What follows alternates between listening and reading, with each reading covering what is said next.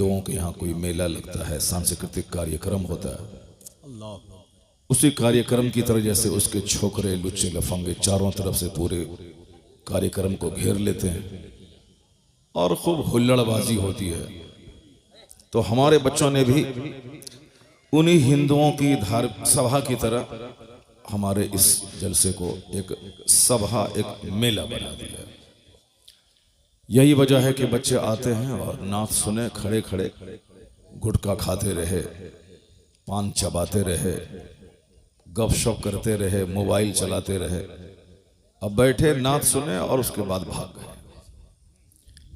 ये सारे बच्चे, अगर इनसे कहा जाए कि गैर मुस्लिम जो हम पर एतराज करता है कि इनके पैगंबर की जिंदगी का ये चैप्टर कैसा है, तो आप सारी जिंदगी अगर इसी तरह जलसा सुनते रहे कि नात सुन के भाग गए, तो तुम उसका जवाब क्या दोगे? तुम खुद उस काफिर की तरह कंफ्यूज्ड हो जाओगे जी। तुम खुद अपने मजहब में शक करने लगोगे। अल्लाह। जबकि ये खुसूसी इंतजाम सिर्फ मजहब इस्लाम में है। यहूदियों के यहाँ बाज़ाब्ता कोई नसीहत का कोई चैप्टर नहीं है। क्रिश्चियनों के यहाँ कोई वीकली या मंथली लोगों के समझाने का कोई सिस्टम नहीं है। क्रिश्चियन साल में एक बार वो सेंट मैरी अपने हिसाब से 25 दिसंबर को क्रिसमस डे मनाते हैं, चॉकलेट बांटते हैं और एक जोकर ड्रामा करता है। बस वो क्रिसमस डे अपना मना लिया। वीकली उसके यहाँ है, संडे के दिन चर्च लोग आए तो कुछ लोग चर्च जाते हैं, ढोल बजाते हैं, चीखते चिल्लाते हैं, चले आते हैं। लेकिन ये इंतजाम कि हफ्ते में एक बार जुमा के दिन सारे मुसलमानों को कंपलसरीली मस्जिद में आना है और जुमा की नमाज बगैर तकरीर के नहीं होती है। 5 नमाजें जहां चाहें पढ़ लें, मगर जुमा की नमाज के लिए खुतबा शर्त है। जिस तरह बगैर वजू के नमाज नहीं होती, उसी तरह बगैर खुतबे जुमा के जुमा की नमाज नहीं होती है। शरीयत ने यह इंतजाम किया है कि कम से कम हफ्ते में एक दिन जरूर अल्लाह का डर मुसलमान के दिल में डाल दिया जाए। सुभान अल्लाह, सुभान अल्लाह, वाह वाह। अब उस खुतबे जुमा में क्या कहा जाता है? इन्नल्लाह यअमुरु बिल अदल वल इहसान व ईताइ ज़िल कुर्बा व यनहा अनिल फहशाइ वल मुनकर वल बग़ी यअज़ुकुम लअल्लकुम तज़क्करून। यह एक जामे आयत है। इस आयत के बारे में मुफस्सिर फरमाते हैं कि कुरान में और कोई आयत नहीं भी नाजिल होती, सिर्फ यही एक आयत नाजिल होती तो नुज़ूल कुरान का मकसद पूरा हो गया। अल्लाहु अकबर, अल्लाहु अकबर, वाह वाह वाह, सुभान। तो इस आयत की तिलावत खुतबे जुमा में अरब में, अजम में, पूरी दुनिया में होती है। हम लोग बचपन से सुनते हुए चले आ रहे हैं और आप लोग भी सुनते हैं, लेकिन चूंकि तवज्जो आपकी नहीं रहती है, इसीलिए आज तक आपने आलिम से पूछा नहीं कि भाई इसी आयत की तिलावत क्यों होती है। 6666 आयतें कमोबेश कुरान शरीफ में हैं, सिर्फ इसी आयत की तिलावत क्यों होती है? न आपकी तवज्जो गई और हमारी तवज्जो बचपन में नहीं गई थी। अब जब मैंने गौर किया तब तवज्जो उधर गई है।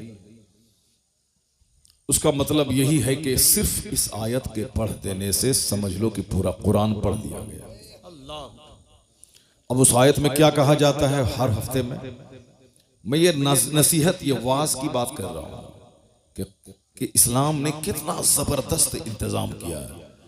मुसलमानों का बच्चा बिगड़ जाए ऐसा हो ही नहीं सकता।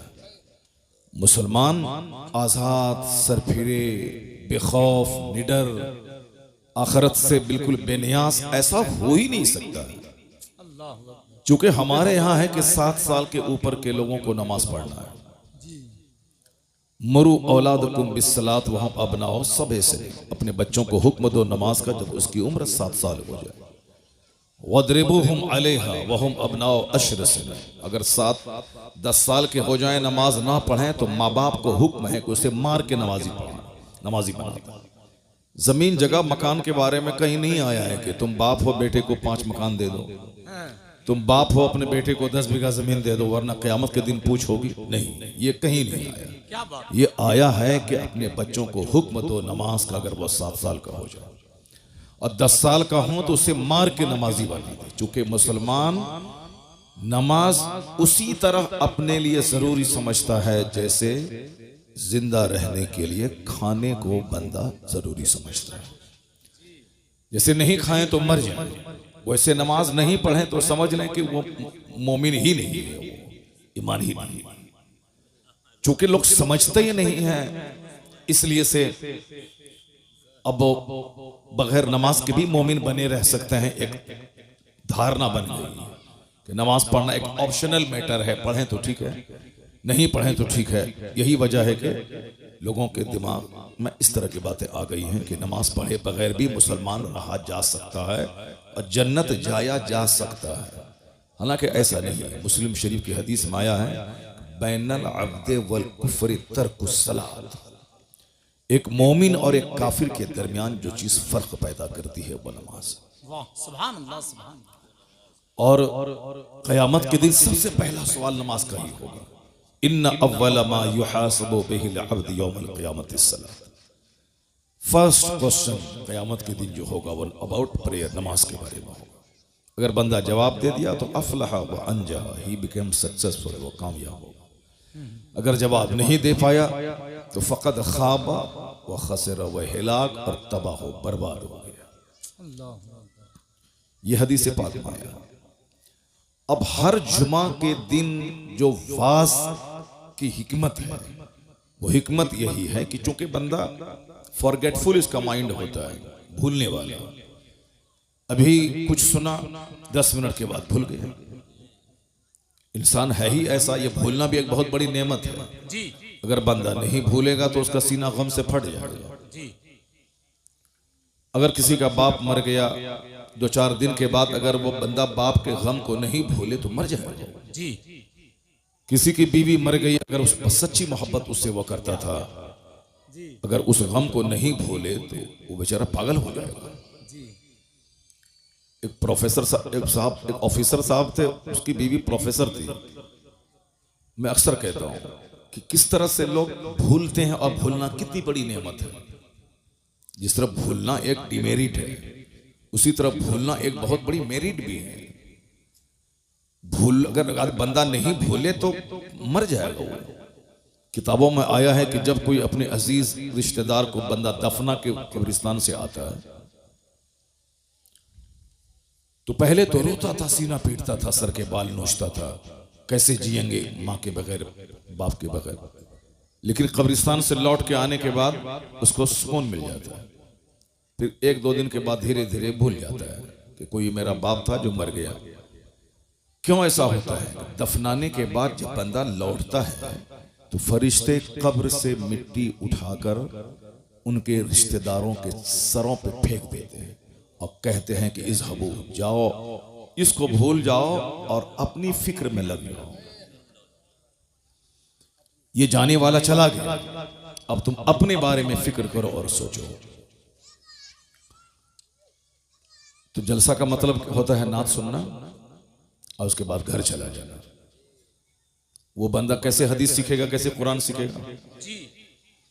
अभी जिस तरह भीड़ लगी थी चारों तरफ नात सुनने की, और पूरा मजमा उछल उछल के दाद दे रहा था और हाथ उठा उठा के पागल हो रहा था, जैसे लग रहा था कि ये इसराइल को यहां से उठेगा और इसराइल नाम का मुल्क दुनिया से मिटा देगा। नात सुनने वाला वो नात के मिसरे तो याद कर लेता है, लेकिन मुस्तफा की हदीस याद नहीं कर पाता। करोड़ों मुसलमानों के बच्चे हैं जिसको एक हदीस याद नहीं है मुस्तफा का। बस जज्बाती, सेंटिमेंटल, संवेदनशील बन गए। उसके बाद पता चला कि दुनिया की थोड़ी सी मोहब्बत उसके ईमान को लूट ले गई। जब तक स्ट्रॉन्ग ईमान नहीं होगा उस वक्त तक ईमान के बचाने की फिक्र नहीं होगी। नौकरी का शौक बंदे को तबाह कर देता है, लड़की का चेहरा बंदे के ईमान को लूट लेता है। लाखों मुसलमानों की बच्चियां हैं जो काफिरों के साथ भाग गई, जबकि उसे मालूम है कि सारी जिंदगी जवान नहीं रहना है। और हमेशा दुनिया में नहीं रहना। और अक्सर लड़कियां जो मोहब्बत के नाम पे गैरों के साथ भागी, 2-4 महीने या 2-4 साल के बाद उसे जिल्लत का मुंह देखना पड़ता है। या तो उसकी बॉडी के 50 टुकड़े करके उसका प्रेमी उसको फेंक देता है, यही होता है ज्यादातर, या फिर उसका प्रेमी उसको निचोड़ करके भाग जाता है। अब ये न घर आ सकती है, क्या करेगी? या तो तवायफ के कोटे पे इस्मत फरोशी करे या दरगाहों पे बैठ करके भीख मांगे, उसके अलावा कोई रास्ता नहीं रह जाता है। लेकिन जो अपने माँ बाप की इज्जत करते हुए, अपने ईमान की कदर करते हुए अपने घर में रहती है और बाप बाप की मर्जी के मुताबिक शादी करती है, वो तो 90 साल के बुढ़ापे को भी पहुंच जाए तो अपने शौहर के नजदीक रानी बनी रहती है। वाह सुभान अल्लाह।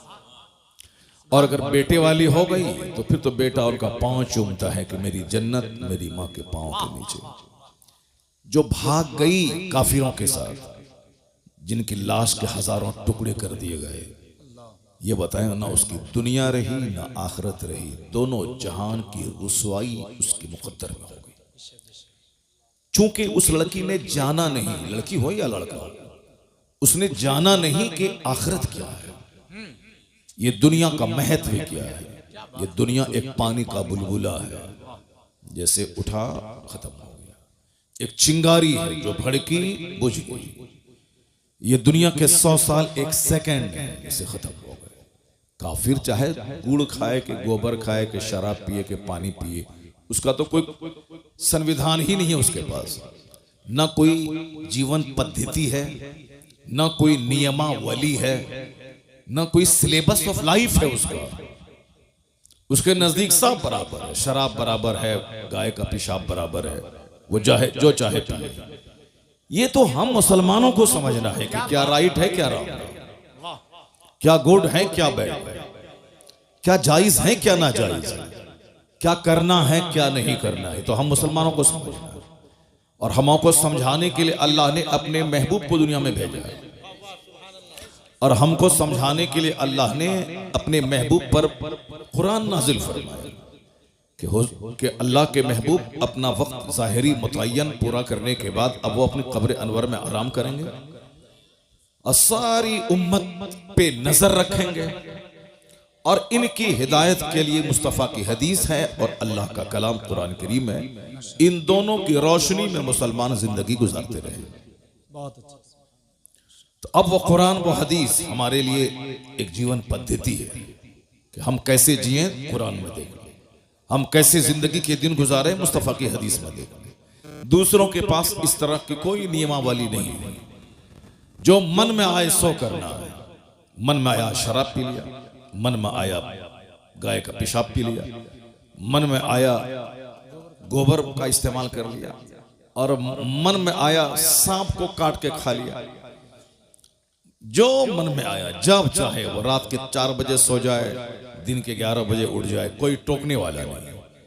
ये तो हर जुमा के दिन मेरा खतीब मेंबर से कहता है कि इन्नल्लाह यअमुरु बिल अदल, अल्लाह तुम्हें हुक्म देता है अदल करने का, अल्लाह तुम्हें हुक्म देता है एहसान करने का, अल्लाह तुम्हें हुक्म देता है अपने रिश्तेदारों को देने का, रिश्तेदारों से लेने का नहीं, निचोड़ने का नहीं, अपने रिश्तेदारों से बाइक नहीं लेने का, कार नहीं लेने का, पैसा नहीं लेने का, क्या बात। बल्कि अल्लाह तुझे दे तो अपनी तरफ से जिस तरह अपनी माँ बाप को देना है उसी तरह अपनी सास को भी देने का, ससुर को भी देने का। अपनी बीवी के बाप को कंगाल बना के उस बीवी के सामने कैसे मुंह दिखाओगे, जिस बीवी के बाप की जमीन बेचवा के तुमने गाड़ी खरीद ली, जिस बीवी के बाप को भीख मंगवा के तुमने स्कॉर्पियो ले लिया, कैसे उस बीवी को मुंह दिखाओगे, कैसे उसके सामने बोलोगे कि मैं तुम्हारा शौहर नामदार हूं। वो बीवी तो बोलेगी तेरे हाथ में जो वॉच है वो तो मेरे बाप ने दिया, क्या बात। वाह जो तुमने 3 पीस का पैंट शर्ट पहना वो मेरे बाप ने दिया, क्या बात है। जो तुम्हारे घर में पाँव पोछने वाला है वो तो मेरे बाप ने दिया, जो तुम्हारे घर का दरवाजे का विंडोज का डोर्स का पर्दा है वो भी मेरे बाप ने दिया, ये गाड़ी जिस गाड़ी पे चलते वो भी मेरे बाप ने दिया है, तेरा है क्या? और तू जो बोलेगा कि मैं शौहरे नामदार हूं, शौहरे नामदार वो नहीं होता है कि जो अपनी बीवी के बाप को कंगाल बना के ऐश करता है। शौहरे नामदार वो होता है क्या बात है जरा, जो अपनी कमाई से घर बनाता है, वाह, अपनी कमाई से फर्नीचर बनाता है, अपनी कमाई से वॉच से लेके शूज से लेके स्पेक्टेकल से लेके 4 व्हीलर और 2 व्हीलर तक खरीदता है। अपनी कमाई से फ्रिज, एसी, वॉशिंग मशीन सब लेता है और एक नेक संजीदा लड़की से निकाह करके उसके बाप से कहता है कुछ नहीं, सिर्फ बेटी देना हमको, वाह, सुभान अल्लाह। चूंकि हमें निकाह करना है आपकी बेटी से। नेक लड़की को अपने घर में लाएगा और कहेगा तुम देखो ये मेरा घर है, रानी बन के तुम रहो, ये फ्रिज मेरा है, ठंडा पानी तुम पियो, ये साहब मेरे घर हैं, मैं तो बाहर मारे मारे फिरूंगा 2 रुपए कमाने के लिए, और तुम इसमें क्वीन बन के रहो मेरे घर में। क्या बात, मालूम है जो लड़की अपने शौहर के घर में इस तरह आएगी, न कभी तकरार होगी, न कभी लड़ाई होगी, न कभी तलाक होगी, बल्कि अपना दिल शौहर के पांव के नीचे बिछा देगी। वाह, सुभान अल्लाह। ये जीने का एक तरीका है, रिश्तेदार को देने का, लूटने का नहीं, वरना सारी जिंदगी कंगाल रहेगा बंदा। काफिर तो फिनारे जहन्नम, हमेशा के लिए जहन्नम में जलेगा, उसका तो कोई मतलब ही नहीं। क्योंकि हमको जन्नत जाना, चूंकि हमको ये दुनिया का 100 साल तो 1 सेकंड है, खत्म हो जाएगा। हमारे लिए आखिरत है, यही हदीस का सबसे बड़ा उन्वान है, यही कुरान पाक का सबसे बड़ा टॉपिक है कि हमारे लिए आखिरत है। तो अक्लमंद है वो जो आखिरत की बात सोचे। ए लड़का, ए कहां भाग रहा है, बैठो, क्या बंदर की तरह करता है यार, छुछंदर की तरह करता है। नात पढ़ता रहा, सुनता रहा, और अभी हदीस पढ़ रहा हूं, भाग रहा। अगर इसको हिंदुस्तान का हिंदू इसको काटेगा तो कसूर किसका है? जी, अगर हमारे घरों को ये काफिर उजाड़े तो कैसे तड़पेगा और कैसे अल्लाह की रहमतों को आवाज देगा। जो मस्जिदों को उजाड़ेगा उसकी जिंदगी में सुख कभी नहीं होगा। जी, जो मदरसे को उजाड़ेगा अल्लाह ताला उसके घर को उजाड़ देगा। क्या बात, जो दीनी मजलिसों को उजाड़ेगा अल्लाह उसकी जिंदगी से सुख चैन को उजाड़ देगा। कभी गौर करते हो कि सारे लोग बंदर की तरह मारे मारे फिर रहे हैं। अरबों में खेलने वाला भी छुछंदर की तरह मारे मारे फिर रहा है। चेहरा काला है, खुदकुशी है, सुसाइड है, जहर खुरानी है, दिन रात का टेंशन है, 1 दर्जन बीमारी में घिर के तड़प तड़प के मर जाना है। सुकून चैन किसके पास है? मकान, दुकान, गाड़ी, छकड़ा, उसी के पीछे सब पागल है। डॉक्टर, इंजीनियर, मकान बनाए, गाड़ी खरीदें, मजा मौज मस्ती करें। हर घर दुखी है। सीने को फाड़ के देखोगे तो 1000 जख्म मिलेगा। इसलिए कि जिस रास्ते में चल के तुम चैन ढूंढ रहे हो उस रास्ते में अल्लाह ने चैन नहीं रखा है। जिस रास्ते पे चल के तुम सुकून तलाश कर रहे हो अल्लाह ने वहां सुकून नहीं रखा है।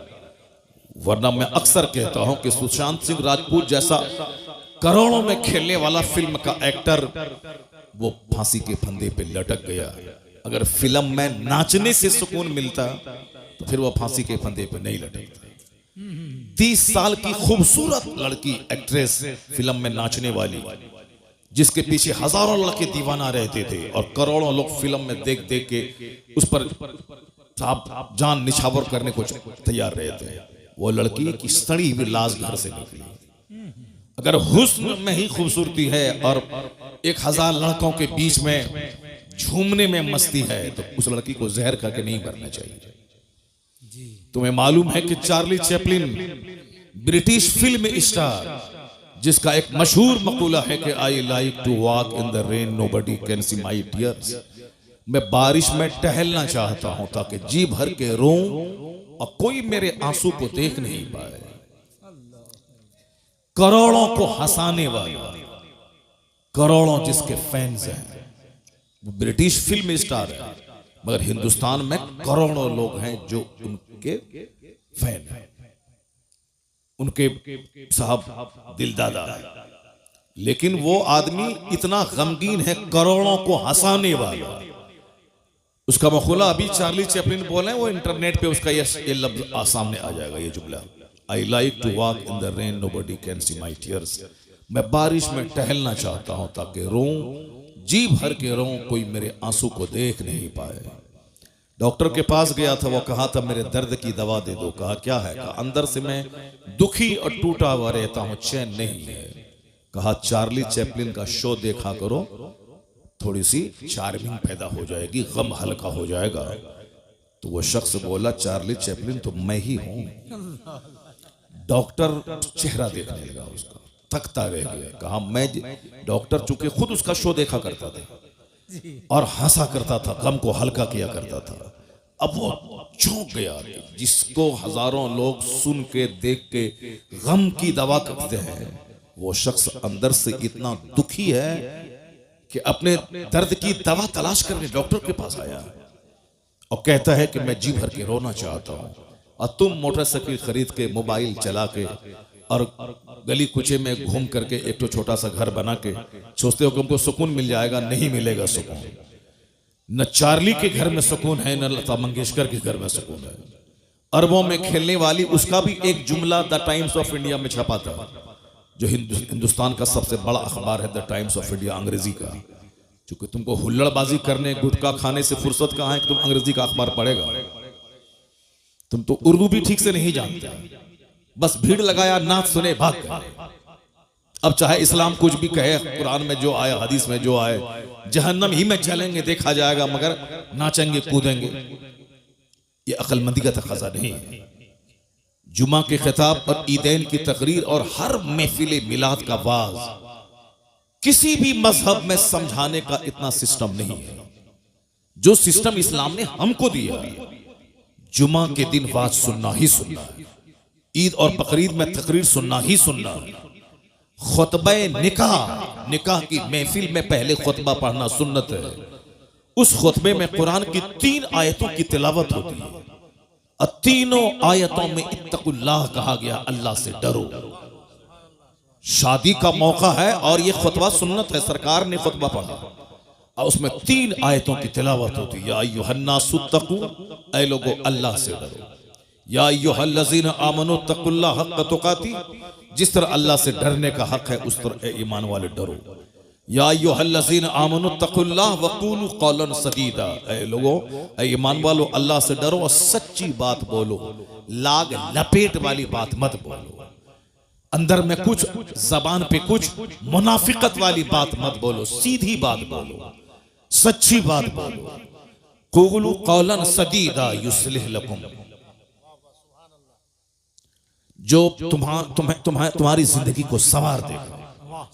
अल्लाह से हम सोचते हैं कि निकाह का मौका खुशी का मौका है, और 3 आयतों की तिलावत, आयत खौफ की तिलावत हुजूर ने की है। क्यों?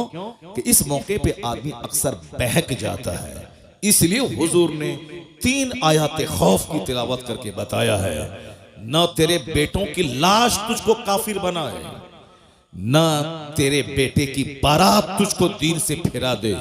चाहे बेटे की बारात निकले तो भी तुम दीनदार बन के रहना, चाहे बेटी का जनाजा निकले तो भी तुम दीनदार बन के रहना।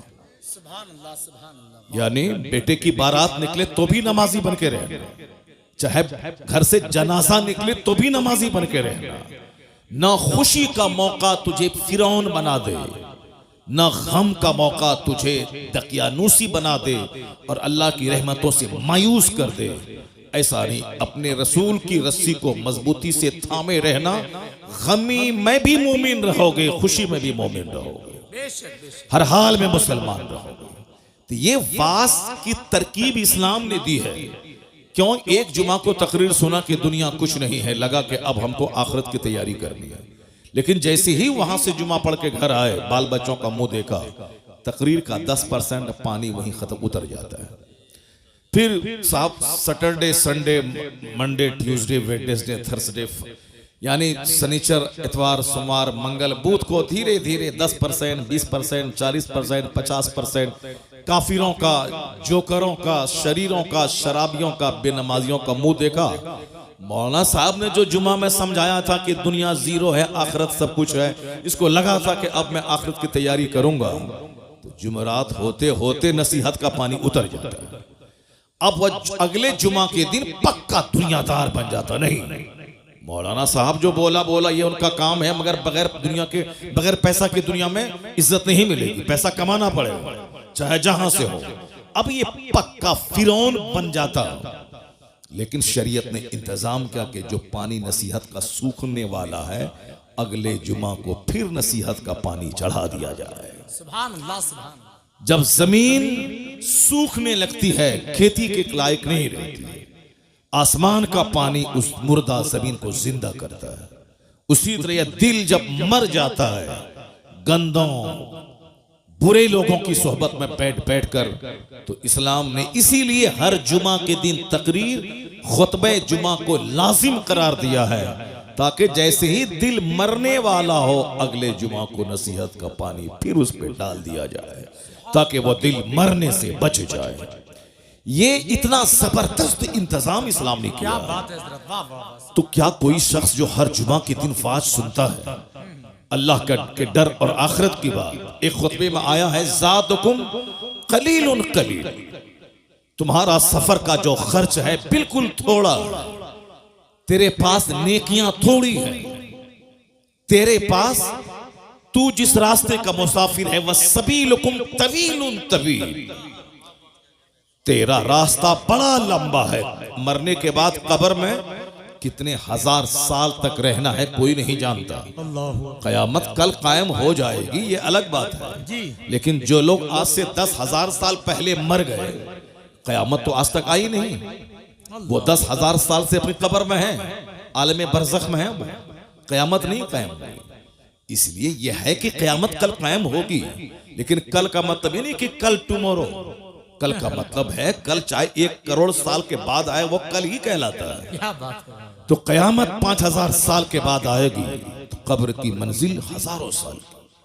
मैदान महशर जब कायम होगा, जब कयामत आएगी, दुनिया का विनाश होगा, वहां का जो एक दिन होगा 50,000 साल का। अल्लाह, कोई दरख्त और किसी दीवार का साया नहीं होगा, कोई दरख्त नहीं होगा, तमाम जमीन परपट मैदान हो जाएगा, और वहां हिसाब किताब होगा। लोग अपने अमाल के हिसाब से नाक तक, गर्दन तक, सर तक पसीने में डूबे रहे।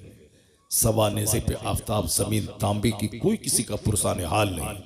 न माँ अपने बच्चे को याद करेगी, न बच्चा अपनी माँ को याद करेगा।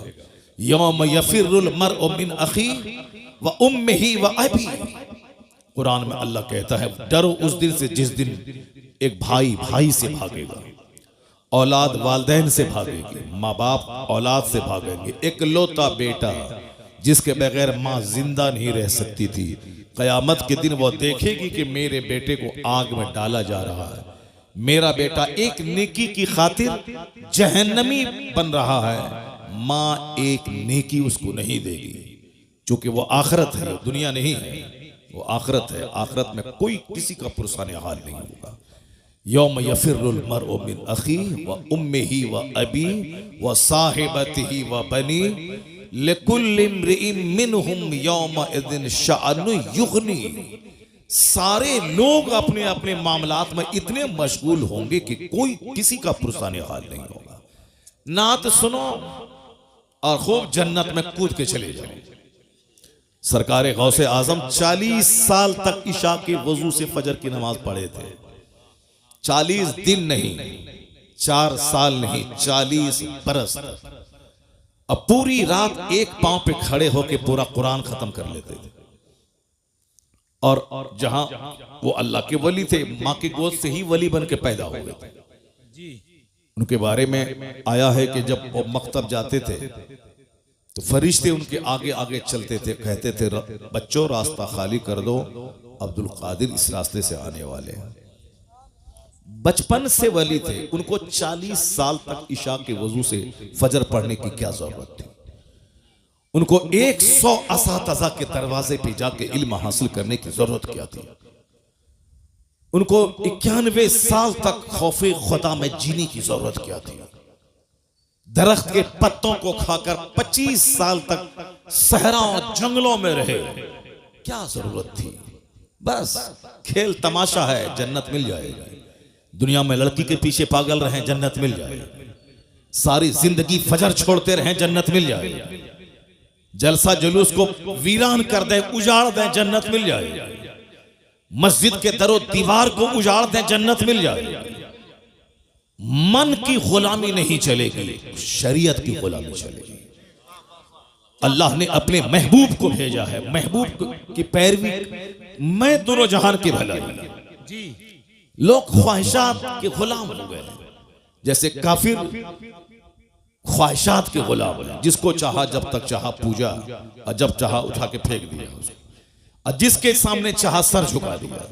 कभी दरख्त के सामने, कभी पेड़ के सामने, कभी छुछंदर के सामने, कभी बंदर के सामने, कभी नदी के सामने, कभी नाला के सामने, कभी गाय के सामने, कभी बैल के सामने, कभी सूरज के सामने, कभी उगते सूरज, कभी डूबते सूरज, न जाने कहां जिसके सामने जहां देखा सर झुका दिया। कोई चूंकि उसका हिसाब लेना देना नहीं है, कोई उसके पास कोई गाइडेंस नहीं है, इसलिए जिसको जहां देखा, जिसमें ताकत देखी, उसी को खुदा कह दिया। अल्लाह रब्बुल इज्जत ने मुसलमानों पे एहसान किया कि मेरी पेशानी बंदर के सामने जलील नहीं हो रही, हमारी पेशानी किसी दरख्त के सामने जलील नहीं हो रही, हमारी पेशानी किसी छुछंदर के सामने जलील नहीं हो रही। हम किसी सांप, किसी हाथी, किसी गाय को खुदा नहीं कह रहे हैं। एक खुदा को माना, बेशुमार जगहों पे पेशानी जलील होने से बच चलेगा।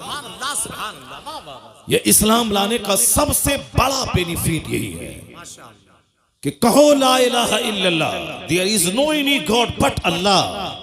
अल्लाह मेरा माबूद है। अब जन्नत तो वहां मिलेगी, इस दुनिया में दर दर की ठोकर खाने से पेशानी बच गई। और यह दलील बनकर अल्लाह ने अपने महबूब को भेजा, दलील बनाकर। जो सूरज को पूजता है, मेरे मुस्तफा की उंगली का इशारा पाके सूरज डूबा वापस आ रहा। सूरज को तुमने ताकत देख करके खुदा कहा था ना, तो वो ताकतवर सूरज तो ताकतवर मुस्तफा के इशारे पे गुलामी कर रहा है। तुमने चांद को खुदा कहा था ना, ये चांद मुस्तफा का इशारा पाके दो टुकड़ों में बढ़ जाता है। तुमने पत्थर को खुदा कहा था, ये पत्थर मुस्तफा के पाए अक़दस को पाके अपने सीने पे नक्श उभार लेता है, पत्थर मुस्तफा पे सलाम पढ़ता है। तुमने सांप को खुदा कहा था, ये सांप मुस्तफा के गुलामों की गुलामी कर रहा है। तुमने समंदर दरिया को खुदा कहा था, वो दरिया मुस्तफा के गुलामों के लिए धूल में तब्दील हो जाता है। तो जिस दरख्त को तुमने खुदा कहा था, ये दरख्त मुस्तफा को सजदा कर रहा है। इसलिए ए सारी दुनिया के लोगों, अगर तू तलाश करता है कि मेरा खुदा कौन है, आ जाओ मेरे महबूब के पास। जिन जिन चीजों की तू परस्तिश करता है, जिसको खुदा कहता है, वो सारी चीजें मुस्तफा के इशारे पे गर्दिश कर रही है। अब जब दुनिया मुस्तफा के पास पहुंचेगी, अब वहां उसको ज्यादा देर नहीं लगेगी खुदा की मार्फत हासिल करने में, क्योंकि जो सबसे ज्यादा ताकतवर है, जिनको दरख्त सजदा करे, जिनका कलमा पत्थर पढ़े, जिनके इशारे पे सूरज और चांद गर्दिश करें, ये अपनी पेशानी जमीन पर टेके हुआ है और कहता है सुबहान रब्बियल आला। मतलब इतना ताकतवर मुस्तफा, जिसको खुदा कह दे वही खुदा है, जिसको सजदा करे वही मस्जूद है। तो अब दुनिया को समझने में देर नहीं लगी कि मोहम्मद अरबी खुदा का पता बताने आया है। इसलिए अल्लाह ने कहा कद जाकुम बुरहानुम मिर रब्बिकुम, तुम्हारे रब की तरफ से दलील बन के मुस्तफा आ गए। मुस्तफा को देखो, खुदा समझ में आएगा। इन्हें देख ले, दुनिया की सच्चाई समझ में आ जाएगी, आखिरत की सच्चाई समझ में आ जाएगी। बहुत अच्छा हज़रत। मुस्तफा दोनों जहान की वास्तविकता को बताने आए हैं। अब जाहिर सी बात है, जो हुजूर को पढ़ेगा वो जानेगा, जो सरकार दो जहां की बायोग्राफी का मुताला करेगा वो जानेगा, और जो तमाशा देखेगा जाएगा तो सारी जिंदगी कलमा भी ठीक से नहीं पढ़ पाएगा। अत्तहियात तो सारे लोग पढ़ते हैं, लेकिन अत्तहियात करोड़ों में कोई पढ़ता है। सुबहान रब्बियल आला तो मर्द औरतें करोड़ों की तादाद में लोग पढ़ते हैं, लेकिन सुबहान रब्बियल आला एक लाखों में कोई पढ़ता है। क्या बात है। सजदा, अभी भी मैंने मस्जिद में आज देखा एक आदमी को सजदा करते हुए, बस ऐसे ही जैसे चोंच मार रहा है।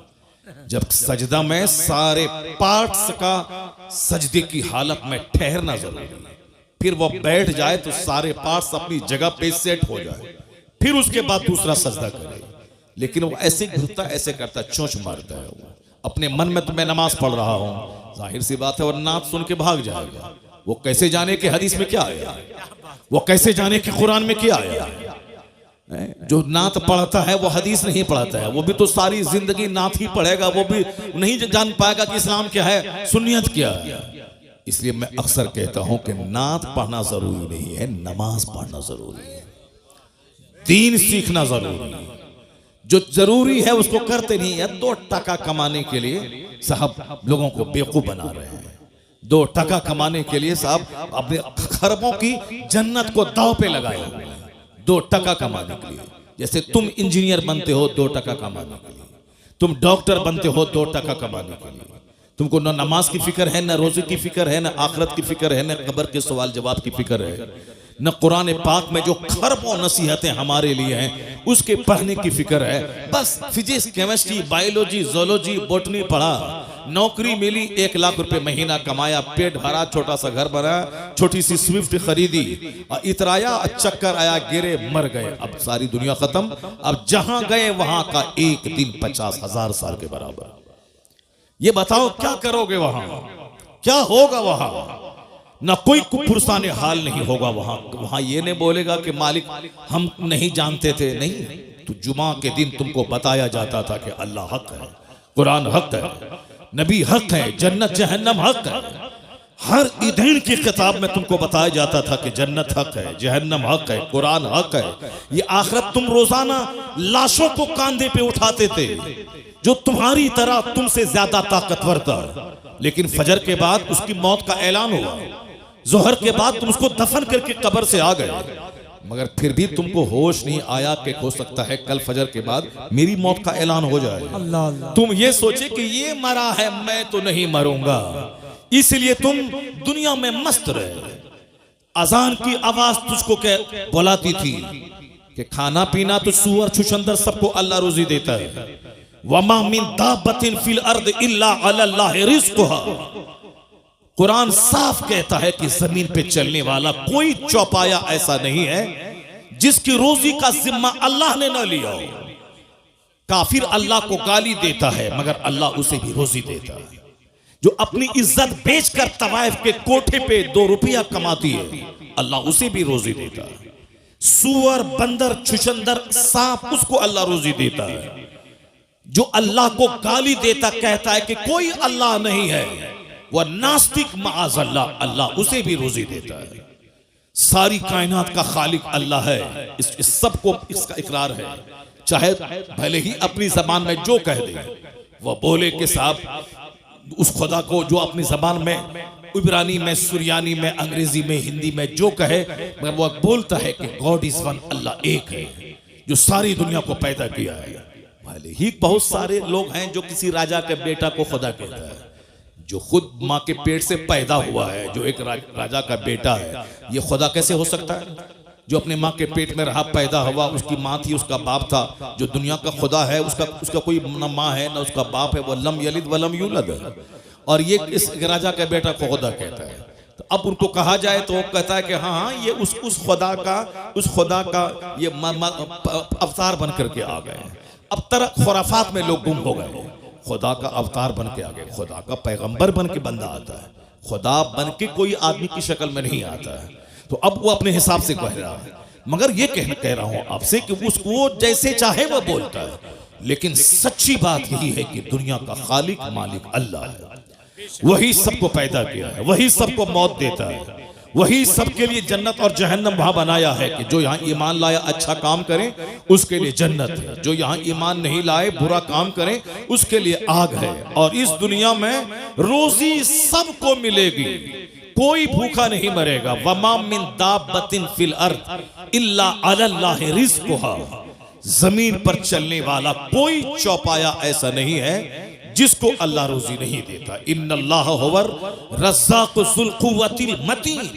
अल्लाह जबरदस्त रोजी देने वाला है, इसलिए अल्लाह मोमिन को भी रोजी देता है, काफिर को भी देता है, नेक को भी देता है, बद को भी देता है, नमाजी को भी देता है, बेनमाजी को भी देता है। इसी पॉइंट को अगर आप गौर से सुन लें तो मकसद जिंदगी का फलसफा मसला हल हो जाएगा। क्योंकि गौर से सुनते ही नहीं, आप बोलते कि मौलाना साहब तकरीर अपने हिसाब से करते हैं, जो वो रट के आते हैं, बोल के आते हैं, अपना मजमून सुना दिया, अपना काम किया, चला गया। जैसे कोई आया, नात पढ़ा, जो गाया अपना पढ़ा अपना काम किया चला गया, वैसे ही मौलाना साहब अपना गा रहे हैं, अपना बजा रहे हैं और गा बजा के चले जाएंगे। ऐसा नहीं है, ऐसा नहीं है। आलिम दीन कुरान सुनाते हैं, हदीस सुनाते हैं। ये वो काम है जो अंबिया और मुरसलीन के गुलाम बनकर उलमाए कराम कर रहे हैं। यही पैगाम अंबिया कराम पहुंचाते थे कि तुम अपना मकसद हयात पहचानो, तुम जानो कि तुम क्यों पैदा हुए, और उलमा अंबिया के वारिस बनकर तुम तक सच्चाई पहुंचाते हैं कि दुनिया की वास्तविकता क्या है, हकीकत क्या है, हम क्यों पैदा होते हैं, क्यों मर जाते हैं। ये सच्चाई यही है कि रोजी सबको मिलेगी। जो रोजी सबके लिए है उसके लिए मेहनत देखिए कितनी है। 30 साल पढ़ना, 30 साल नौकरी करना, यह है उस वह रोजी जो रोजी बंदर छुछंदर सबको मिलती है। उसके 30 साल पढ़ना, 2-4-5 साल कंपटीशन फेस करना, मारे मारे फिरना, सऊदी अरब जाना, अमेरिका जाना, 2 टका कमाना, घर बनाना, खाना, शादी ब्याह करना, 2 बच्चा पैदा करना, उसके बाद मर जाना।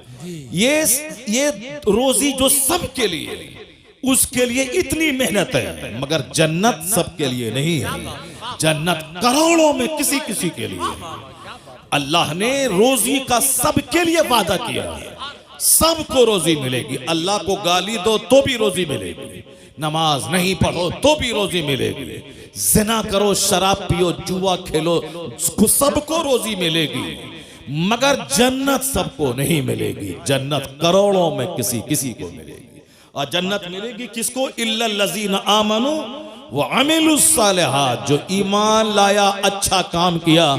यहां इज्जत की रोजी मिलेगी, मरने के बाद मुस्तफा की जन्नत मिलेगी। सुभान अल्लाह, सुभान अल्लाह, सुभान इल्लल लज़ीना आमनू व अमिलुस सालिहात, जो ईमान लाया, अच्छा काम किया। तो मैं 24 घंटे में जो रोजी के लिए 12 घंटे में मारे मारे फिरता हूँ, जो रोजी सबके लिए है, ये 12 घंटे जन्नत के लिए फिरना चाहिए। हकीकत में जहां खरबों साल रहना, जहां महासंखों साल रहना, उसके लिए 12 घंटे अंडा खाता। ये अरबपति को खूब ज्यादा मोटा रहना चाहिए, और वह बेचारा फालिज ज़्यादा भिखारी जिसका कमाता नहीं, उसको कम रोजी मिलती है, उसका बदन सूख जाना चाहिए। लेकिन यहाँ उल्टा मामला है, जो कमाता नहीं है वह चर्बी फूट रही है उसके बदन से, और जो 1000 एकड़ का जमीन का मालिक है या सूख के कांटा हो रहा है। पता चला रोजी कमाई की बुनियाद पर नहीं मिलेगी। अल्लाह ने जिस जानदार को पैदा किया है, सबको रोजी देने का अल्लाह ने वादा किया है। बंदर, चुचंदर, सुअर, हाथी, गाय, भैंस, बैल, सबको, सुअर जैसा खतरनाक जानवर जो बिल्कुल नजीस से ऐन है, वो अंग अंग उसका नापाक है, लेकिन वह सुअर भी खाता है। कुत्ता, जिसको कुत्ता कह करके लोग उद्धृत करते हैं, ये कुत्ता है, वो कुत्ता को भी रोजी मिलती है। मछली, जो व्हील मछली, जो रोजाना की खुराक उसकी मनों में है, वो समंदर में छोटी छोटी मछलियां अल्लाह ने इतनी पैदा कर दी ताकि बड़ी मछली छोटी मछली को खा के जिंदा रहे, जिंदा रहे। सांप नाबीना, जो दरख्त की सबसे ऊंची टहनी में लिपटा हुआ रहता है, अल्लाह परिंदों के जरिए उसके मुंह में रोजी डाल देता है। रोजी सबके लिए, जन्नत सबके लिए नहीं है। तो अक्लमंद है वो जो रोजी के लिए कम मेहनत करे, जन्नत के लिए ज्यादा मेहनत करे। और बेवकूफ है वो जो जन्नत की फिक्र ही ना करे और दुनिया की रोजी के लिए मारा मारा फिरता रहे। और ये मेरी बोली नहीं है, ये बोली मुस्तफा की है। आका फरमाते हदीस में, अल कैजसु मन दाना नफ्स वो अमील लिमा बादल मौत वल आजिजु मन अतबा नफ्सहु हवाहा सुम्मा व तमन्ना अल्लाह। मुस्तफा कहते हैं दवाई सीजवन, अक्लमंद है वो जो अपने नफ्स को दबाता रहे, नफ्स को कुचलता रहे और मरने के बाद की तैयारी करता रहे।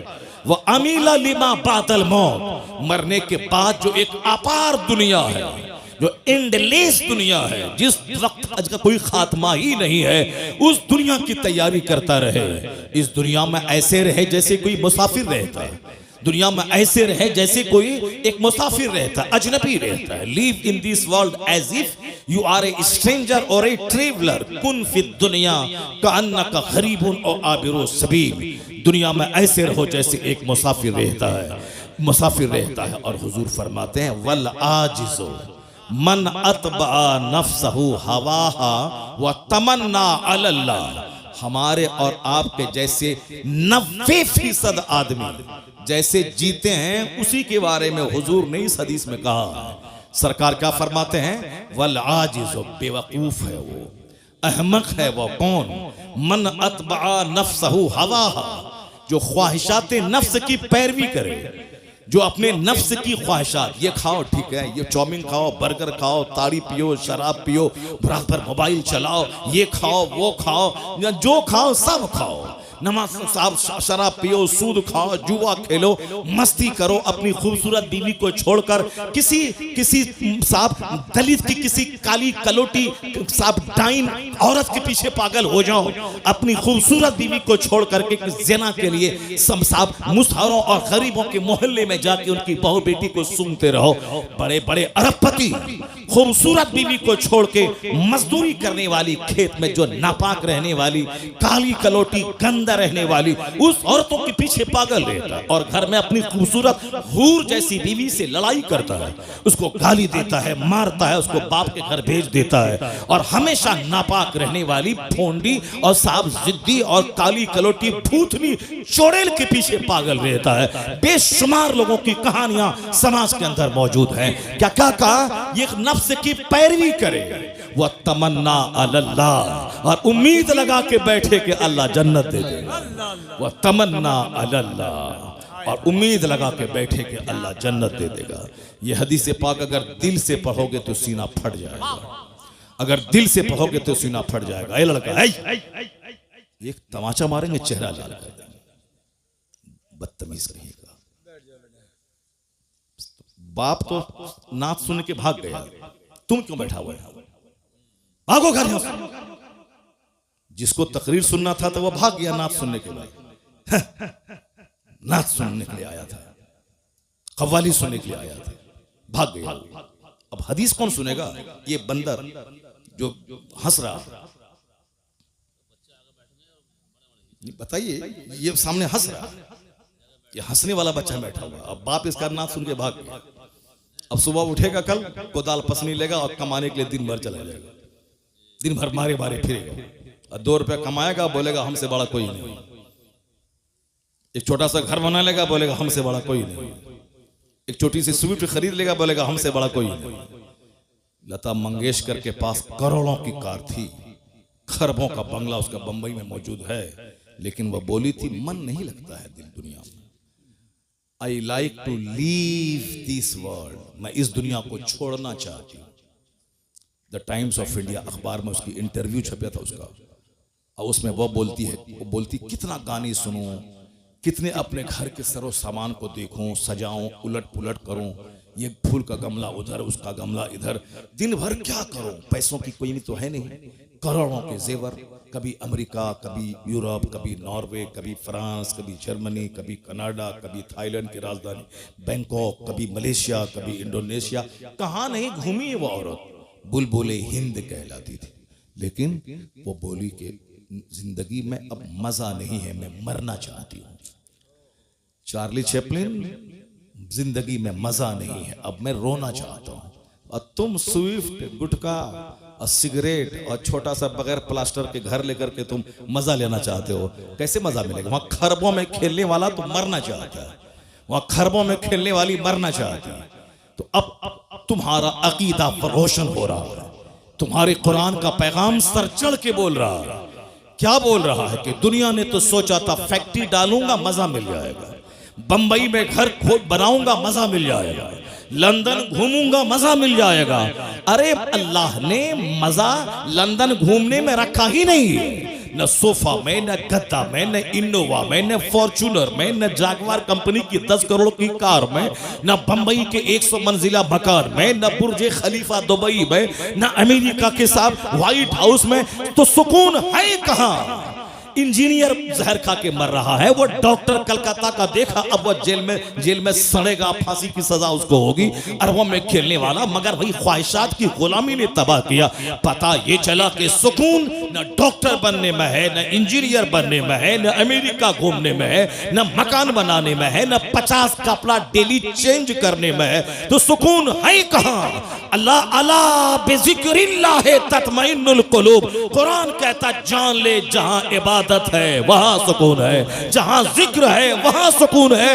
ये दिलों को सुकून अल्लाह की याद ही में मिल सकता है। नारे तकबीर, नारे रिसालत, मसलके आला हजरत। सुभान अल्लाह, सुभान अल्लाह। अला बिज़िक्रिल्लाह तत्मइन्नुल कुलूब। आज सबको दिल की बीमारी लगी हुई है। क्यों? इस दिल में अल्लाह की याद के अलावा सब कुछ है। इस दिल में बीवी है, बच्चा है, शादी है, बियाह है, इस दिल में सब कुछ है। अल्लाह ही नहीं जो हमारा हकीकी मालिक, हमारा खालिक, हमें मारने वाला, हयात देने वाला, जन्नत देने वाला, रोजी देने वाला है, वो अल्लाह की मोहब्बत ही दिल में नहीं। मर्द को रहना चाहिए जलसे में, तो वहां वो बैठी हुई है, वो सब बताइए। जिसको गप करने से फुर्सत नहीं है वो बैठी हुई, वो भी बोलती है कि फला शायर को बुलाइए और उस शायर को ये बोलो कि फला नात पढ़े। एक औरत आप लोगों से बोली, मौलाना साहब आ रहे हैं, इनकी तकरीर हम सुनते हैं नेट में, और उनको बोलिए कि वो हदीस पाक पढ़े जो वहां पढ़े थे। किसी को बोला? नहीं बोला। लेकिन वो उसमें से बहुत सारी हैं जो आपको बोली होगी। बोले कि मैं हुजूर आपको देखना चाहता हूँ, ये कलाम पढ़वाइएगा। ये उनको बोलना, हुजूर मैं आपको देखना चाहता हूँ, हुजूर मैं मदीना जाना चाहता हूँ, हुजूर ये उसको बोलिएगा कि वो जो है फला शेर पढ़े, फला नात पढ़े। बताइए, हदीस के बारे में कोई सवाल नहीं, कुरान शरीफ की आयतों के बारे में कोई फरमाइश नहीं है, वो नात के बारे में फरमाइश है। तो ये नात सुनने वाली तो यहाँ बैठी हुई क्यों है? जाओ घर जाओ। जब तुमको तकरीर ही नहीं सुनना है तो नात सुन करके जाओ घर जाओ। जब बैठी है तो गौर से सुनो, बात क्यों कर रही हो? अपनी तकरीर में मस्त है, अपनी तकरीर में मस्त है, अपने गप करने में लगी हुई है, अपने गप करने में लगी हुई है। गौर से सुनो, तकरीर सुनो, कुरान सुनो, हदीस सुनो।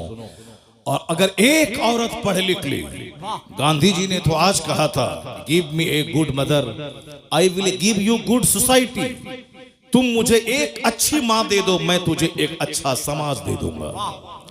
क्योंकि माँ की गोद में समाज पलता है। गांधी जी ने आज कहा था, मगर मेरे पैगंबर ने 1400 साल पहले कहा था, तलबुल इल्म फरीज़तुन अला कुल्ले मुस्लिमी व मुस्लिमा। हर मुसलमान मर्द और औरत पे इल्म हासिल करना फर्ज है। औरत अगर इल्म हासिल कर ली तो माँ की गोद बच्चों का पहला स्कूल।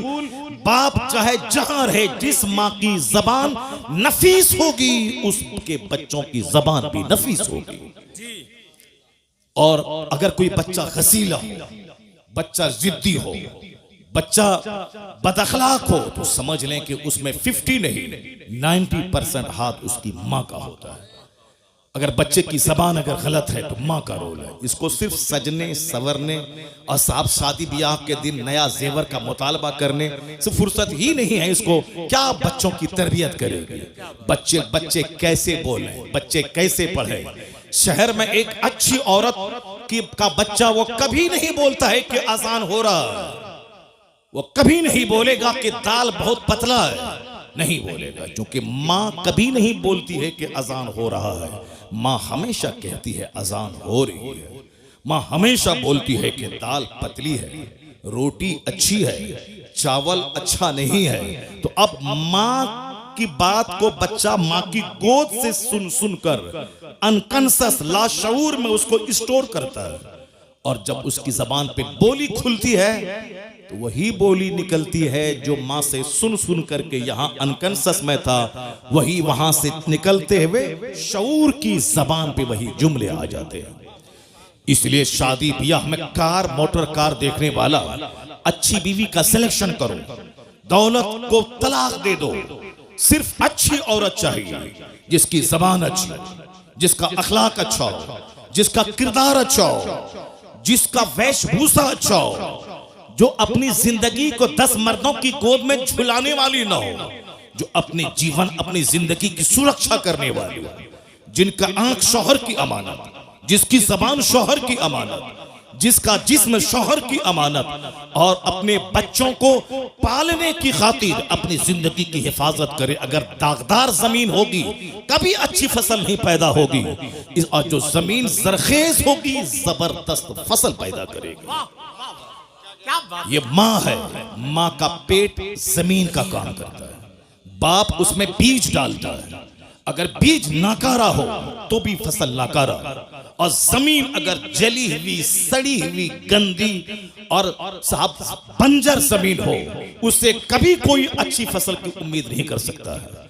क्योंकि दुनिया का सारा काम एक सिस्टम से होता है। गौर से सुनना, भले ही बात छिड़ गई है, मैं इसको मुकम्मल कर देता हूं, उसके बाद फिर मैं अपनी तमहीद पे लौट के आता हूं। उसके बाद अगर मौका मिलता है तो तकरीर करता हूं, अगर मौका नहीं मिलेगा तो फिर दूसरी बार आएंगे तब तकरीर करेंगे।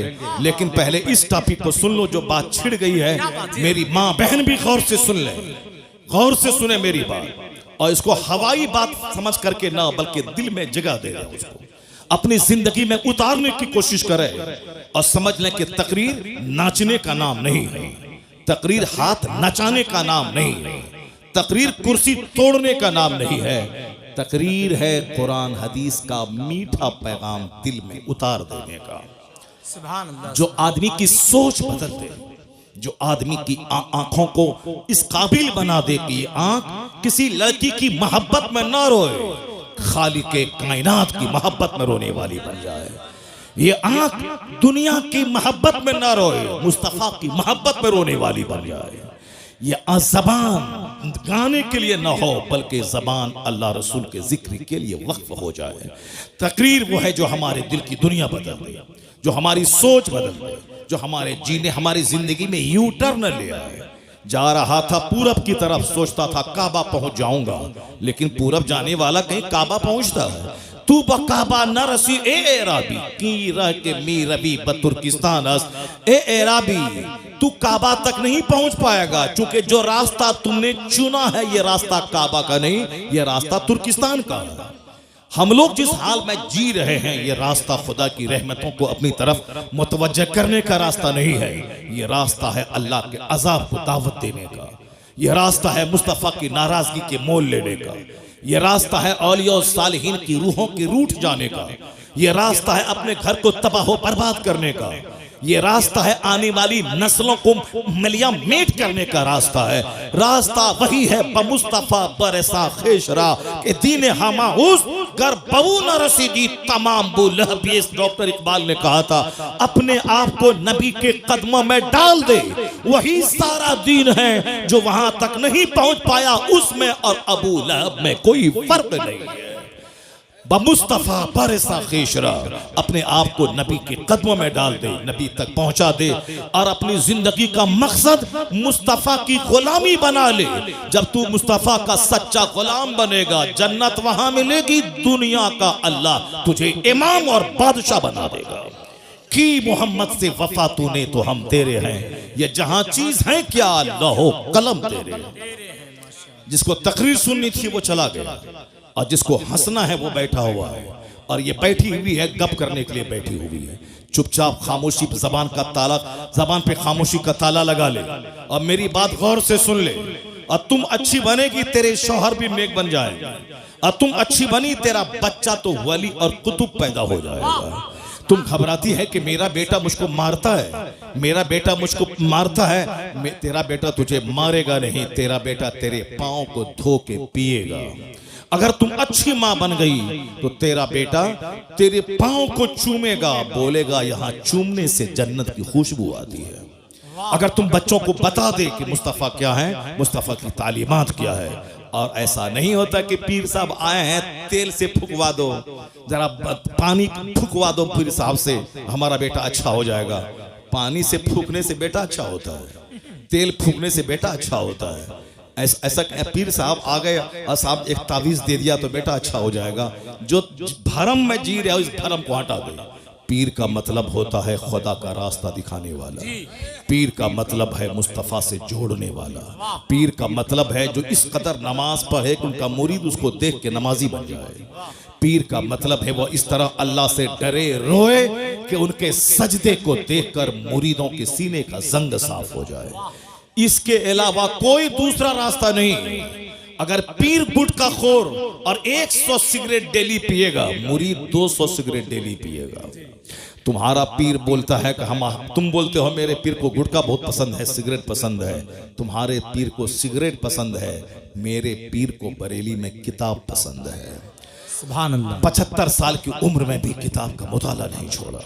उनको लोग तोहफे में किताब देते थे और तुम अपने पीर साहब को तोहफे में सिगरेट देते हो। जो जाहिर सी बात है तुम्हारा कसूर नहीं है, कसूर पीर साहब का है। तुमको जब मालूम है कि मेरे पीर की जो पसंद है वो गिफ्ट देना चाहिए, तो पीर की पसंद है पुड़िया, पीर की पसंद है शुद्ध पलस, पीर की पसंद है पान परा, पीर की पसंद है क्या रजनीगंधा, पीर की पसंद है। तो अब मुरीद वो पसंद वाली चीज ला के देता है। और जब मुरीद देखेगा पीर को पसंद है सजदा, पीर को पसंद है तस्बीह, पीर को पसंद है मुसल्ला, पीर को पसंद है किताब, पीर को पसंद है कुरान की तिलावत, तो वो रजनीगंधा नहीं देगा। मुरीद तस्बीह मुसल्ला कुरान पाक मुसहफ लेके पीर को तोहफा पेश करेगा। मेरा मुर्शिद खुश हो जाएगा कुरान पाक की तिलावत से। मेरा मुर्शिद एक बरेली में था, बुढ़ापे में भी किताबों का मुताला नहीं छोड़ता। सुभान अल्लाह। जब भी देखा किताब पढ़ता देखा, जब भी देखा वाज़ो नसीहत करता देखा, जब भी देखा अम्र बिल मारूफ करता देखा। अमेरिका में रहे वही दीन की फिक्र, बरेली में रहे वही दीन की फिक्र, बस मुरीदों के बीच रहे वही दीन की फिक्र, तन्हाई में रहे तो जबान पे जिक्र और दुरूद जारी है। वह कौन था? 10 करोड़ मुरीदों का मुर्शिदे बरहक, अपने वक्त का कुतुब अब्दाल अख्तर रज़ा खां अज़हरी ताजु शरीयत। वाह वाह वाह। जब भी देखा मुताला करता देखा, जब भी देखा फतवे का जवाब देता देखा, जब भी देखा मुफ्तियों की झुरमुट में देखा। एक पीर साहब है उस इलाके में, गोंडों की झुरमुट में रहता है, गोंडों की झुरमुट में रहता है। ये लुच्चा, ये लफंगा, ये बरोकर, ये दलाल, ये साहब लठेत, ये मार धाड़ करने वाला, ये चोर, ये मवाली, ये बदमाश, ये साहब बदमाशी का रैकेट चलाने वाला। और लोग बताए ज़रा पीर साहब को आंख मत दिखाना, उनके इर्द गिर्द जो लोग हैं वो सब बड़े पहुंचे हुए लोग हैं, यानी सब जहन्नम पहुंचे हुए, गुंडे, मर्डरर, हत्यारा, कोई जादव, कोई अंसारी, कोई बाहुबली, ये सारे लोग हैं। जाहिर सी बात है जैसा पीर होगा, जिन लोगों की झुरमुट में रहेगा उसका दिल भी वैसा होगा जो मुफ्तियों की झुरमुट में रहेगा, जो आलिमों की झुरमुट में रहेगा, जो वलियों की झुरमुट में रहेगा, जो अख्ताब की झुरमुट में रहेगा, जो खुद कुतुब होगा वो अख्ताब की झुरमुट में रहेगा। हुजूर सदरुल अफाजिल कभी गोंडा मवाली के साथ नहीं रहे, उनका दोस्त सदरुल शरिया था, उनका दोस्त मलिकुल उलमा था, उनके दोस्त उनके साहबजादे जो आलिम थे वो थे, उनके अहबाब का एक बड़ा तबका था, अदीबों का, शायरों का, फकीहों का, मुतब्बिरों का। यही वजह है जो जैसा होता है उसका दोस्त वैसा होता है, और बंदा दोस्त के दीन पर होता है। इसलिए हुजूर ने कहा था 1400 साल पहले, अर्रजुलु अला दीन खलीली फलयंजुर अहदुकुम मन युखालिल। आदमी अपने दोस्त के दीन पर होता है, तो दोस्ती करने से पहले देख लेना कि तेरा दोस्त कैसा है। अगर दीनदार हुआ तो तुझे दीनदार बना देगा, अगर बेदीन हुआ तो तेरा दीन लूट के खा जाएगा। क्या बात। अर्रजुलु अला दीन Khalili, a man is on the religion of his friend, so watch to whom you befriend। आदमी अपने दोस्त के दीन पर होता है। वाच, देख लो कि तुम किससे दोस्ती कर रहे हो। वो चोर है, चोर बना देगा, बदअकीदा है, बदअकीदा बना देगा, वह ज़िनाकार है, तुझे ज़ानी बना देगा। अगर तेरा दोस्त अल्लाह से डरने वाला नमाजी है तो तुझे नमाजी बना देगा, मुत्तकी बना देगा। अर्रजुलु अला दीन खलीली फलयंजुर अहदुकुम मन युखालिल। बातें हमारी होती रहेंगी, मैं तमहीद यहाँ रोक करके मैं पहले वो चैप्टर में खोलता हूँ जो बात ज़बान पे आ गई है। ये वरना ये भाग जाएगी और हमारी तकरीर सुन नहीं पाएगी। और इसलिए चुपचाप रहो और तकरीर मेरी गौर से सुनो। और जहां तक मेरी आवाज पहुंच रही, मेरी सारी माँ, सारी बहन, सारी बेटियां वह गौर से इस चैप्टर को सुने। अक्सर व बेशतर मैं इस चैप्टर को रिपीट करता हूं। मैं खिताबत इसलिए नहीं करता हूं कि 100 तकरीर 100 टॉपिक पे हो, नहीं, मैं सिर्फ एक टॉपिक पे तकरीर करना चाहता हूं कि हर महफिल में अगर 5 बंदा जन्नती बन जाए तो मेरा पसीना बहाने की मेहनत वसूल हो जाए। माशाअल्लाह। इसलिए मेरी तमन्ना इस पे रहती। मैं नहीं समझता कि साहब मेरी हर तकरीर में बात जुमले बाज हदीस का रिपीटेशन होता है, उससे कोई बहस नहीं। बार बार बोलने से आदमी के दिल में असर होता है। बार बार बोलने से, जब रस्सी कुआं पर बार बार आगे पीछे जाती है तो उस पत्थर में भी निशान पड़ जाता है। इसीलिए मैं बार बार बोलता हूं, जो लोग मुझसे मोहब्बत करते हैं और बार बार मेरी तकरीर सुनेंगे, जरूर शराब की भट्टी से निकलकर मस्जिद की तरफ रुक करके चले जाएंगे, जरूर जाएंगे। बार बार सुने। अपनी कलाकारी दिखाने के लिए खिताब नहीं होता है, बल्कि मुस्तफा के दीन को सिखाने के लिए खिताब होता है, लोगों को मुस्तफा तक पहुंचाने के लिए खिताब होता है। मेरी माँ, बहन, बेटियां गौर से सुन लेना। तुम्हारे दरवाजे पर आम का पेड़ है, वो आम के पेड़ में 1 लाख तावीज डाल दो। बरेली से, मसूली से, बेलग्राम से, केचौछा से, दिल्ली से, सदरुल फाजिल की खानका से, आप पीलीभीत शरीफ से, जहां जहां की खानका है, सब हर जगह से तावीज लिया हो, डाल दो। और ये सोचो कि इस आम के पेड़ से सेब निकल जाए। नहीं होगा ऐसा। 1 लाख तावीज डाल दोगे, आम का पेड़ सेब नहीं देगा। पता चला कि तावीज से सारा काम नहीं निकलता है। तावीज से काम क्या होता है, सुनो मुझसे। आम का पेड़ है, आम के पेड़ को मैंने बच्चों से बचाया, जानवर से बचाया, वक्त वक्त पे पानी दिया, खाद दिया। अब वो बड़ा मैच्योर हो गया, अब बकरी का खतरा नहीं रहा, अब वो आम फल देने वाला बन गया। तो अब आम का फल खट्टा ना हो जाए, तुर्श ना हो जाए, सड़ा हुआ ना पैदा हो। हजरत से एक तावीज लिया, डाल दिया कि सेब नहीं, आम ही फले मगर मीठा फल जाए। आम ही फले मगर मीठा आम फल जाए। चूंकि ये नेचर के मुताबिक है कि दरख्त लगाया है आम का और उसमें सारी मैंने मेहनतें की हैं, बस तावीज का थोड़ा सा असर हो जाए कि अच्छा आम उससे पैदा हो जाए।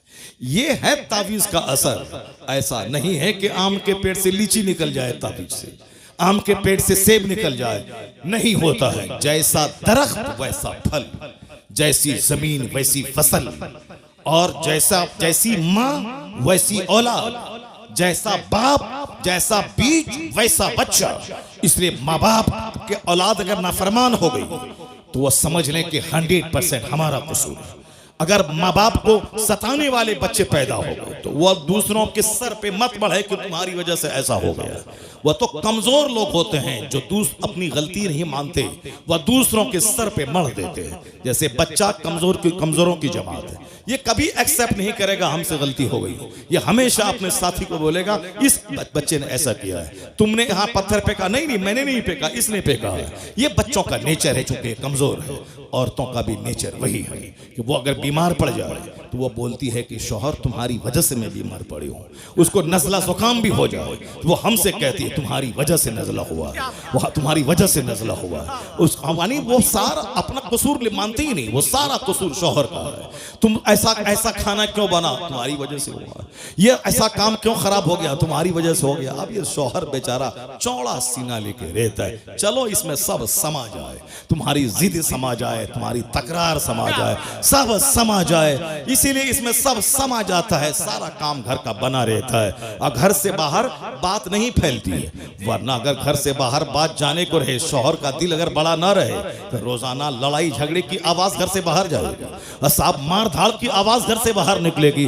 वो तो शौहर का दिल अल्लाह ने इतना बड़ा बनाया है कि जैसे कोई गंगा नदी हो, उसमें मुरादाबाद का सारा कचरा समा जाता है, उसी तरह इसमें सब समा जाता है। उसकी जीद, उसके तकरार, प्यार, उसकी लड़ाई, उसका झगड़ा सब समा जाता है इसमें। इतना चौड़ा है, वरना डेली लड़ाई हो और डेली झगड़ा हो और सारे समाज के लोग दीवार में कान लगा के लड़ाई की आवाज सुने, नहीं होता है ऐसा। वो नाकिसुल अक्ल है, उसके पास अक्ल कम है। मगर अल्लाह ने मर्द को ताकतवर बनाया है और हुजूर ने कहा है कि ये टेढ़ी पसली से पैदा हुई है, इसको सीधा करने की कोशिश मत करना। सीधा करना चाहोगे तो टूट जाएगी और टूटना तलाक है, समाज बर्बाद हो जाएगा। उसी हालत में रहने दे, बड़े काम की चीज है, बस उसी हालत में रहने दे, फायदा हासिल कर। ये तेरे घर की निगरानी करती है, तेरे बच्चों की परवरिश करती है, तुम्हारी राहत का सामान पहुंचाती है, तुमको गुनाहों से बचाती है। तू रहे 5 साल परदेश में, तेरे घर की सुरक्षा करती है। बहुत काम की चीज है, काम की चीज है, इसीलिए उसी हालत में रहने दे, फायदा हासिल कर। वरना सीधा करना चाहेगा तो टूट जाएगी, टूटना तलाक है, सारा घर बिगड़ जाएगा।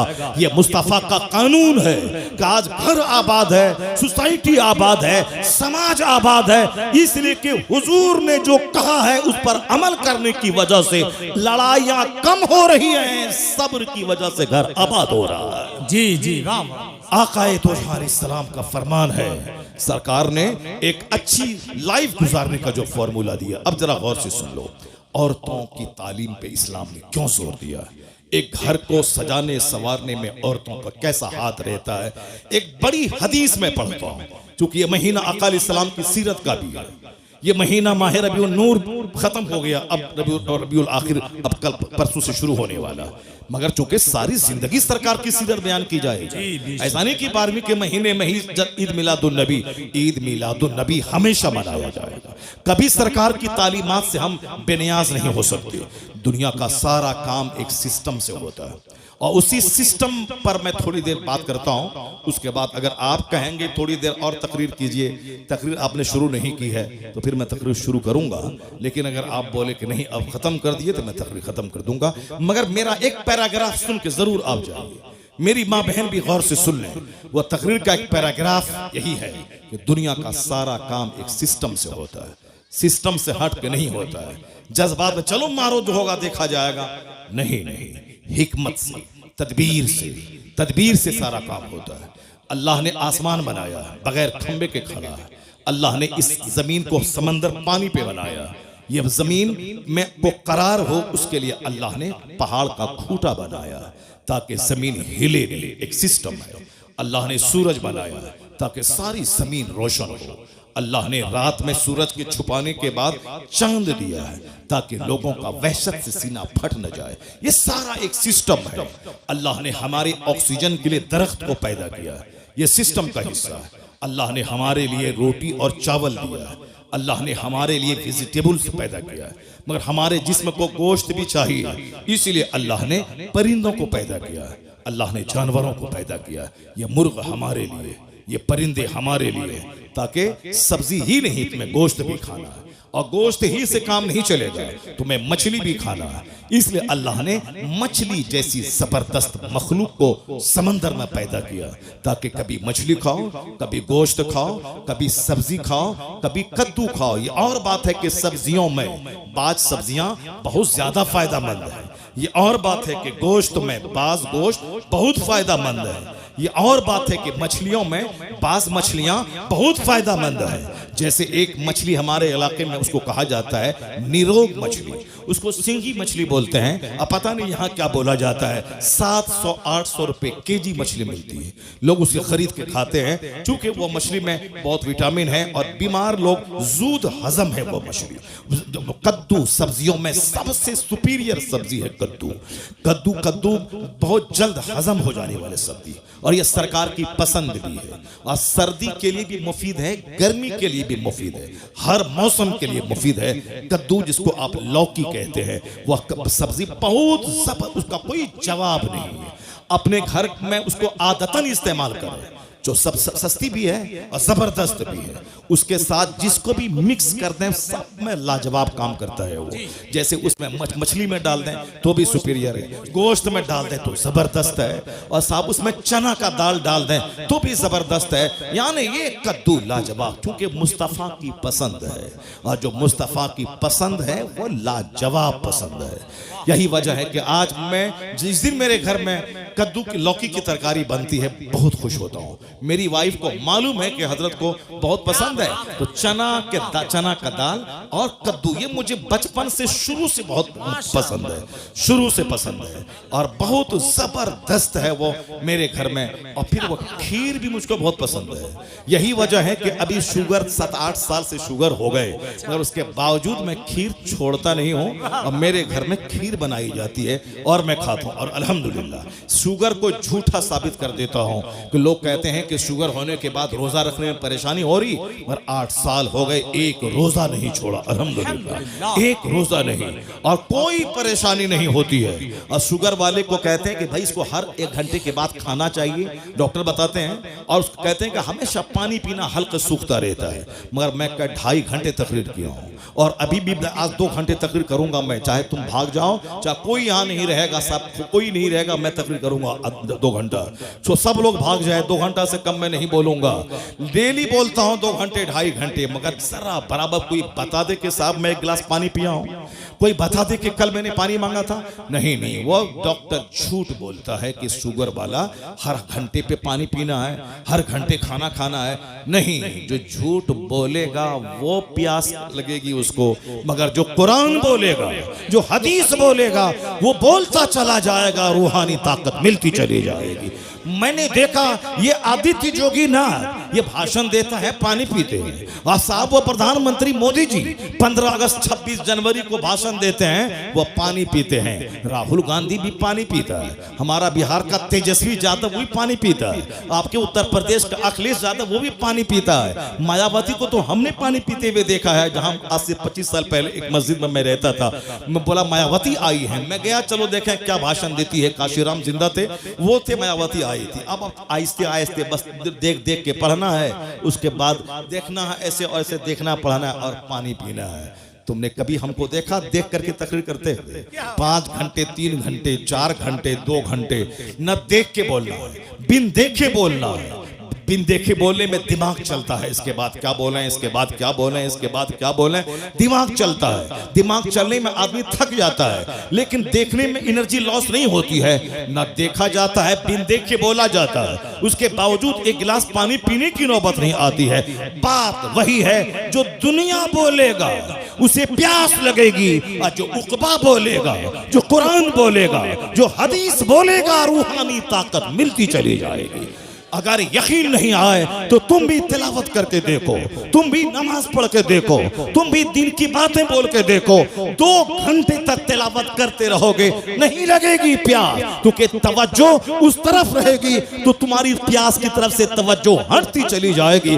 मैं पहले सुनता था, मगर 8 साल से मुझको तजर्बा हो रहा है। मैं जब शुगर का अटैक हुआ, मैं बड़ा घबराया कि अब 2 घंटे तकरीर कैसे होगी, 3 घंटे तकरीर कैसे होगी, 4 घंटे तकरीर कैसे होगी, खड़े खड़े 2.5-3 घंटे में बोलता हूं, कैसे तकरीर होगी। लेकिन जब मैं बोलने लगा पता चला नहीं, वह दुनियादार वाली बोली होगी तब थकेगा, वरना कुरान हदीस बोलो, बोलते चले जाओ, शुगर पानी पानी हो जाता है, रूहानी ताकत मिलती चली जाती है।